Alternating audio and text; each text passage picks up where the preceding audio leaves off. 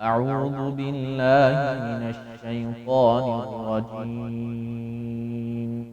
بسم الله الرحمن الرحيم. يا بني إسرائيل اذكروا نعمتي التي أنعمت عليكم وأني فضلتكم على العالمين.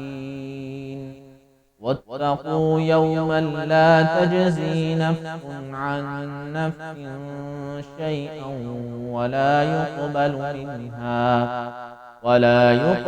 منها عدل ولا تنفعها شفاعة ولا هم ينصرون.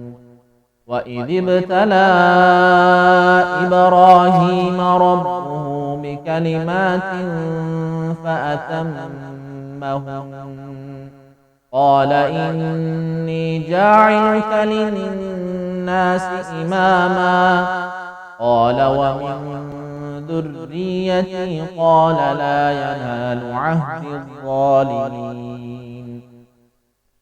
وإذ جعلنا البيت مثابة للناس وأمنا واتخذوا من مقام إبراهيم مصلى وعهدنا إلى إبراهيم وإسماعيل أن طهرا بيتي للطائفين والعاكفين والركع السجود.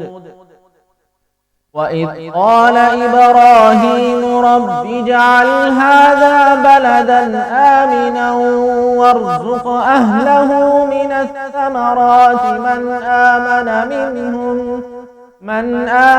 منهم بالله واليوم الآخر قال ومن كفر فأمتعه قليلا ثم أضطره إلى عذاب النار وبئس المصير. وإذ يرفع إبراهيم القواعد من البيت وإسماعيل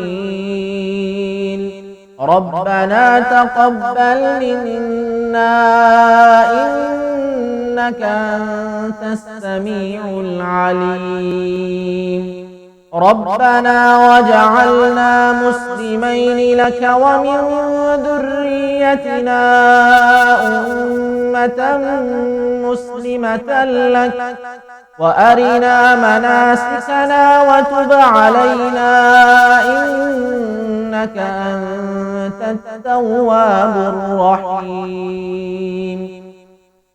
ربنا وابعث فيهم رسولا منهم يتلو عليهم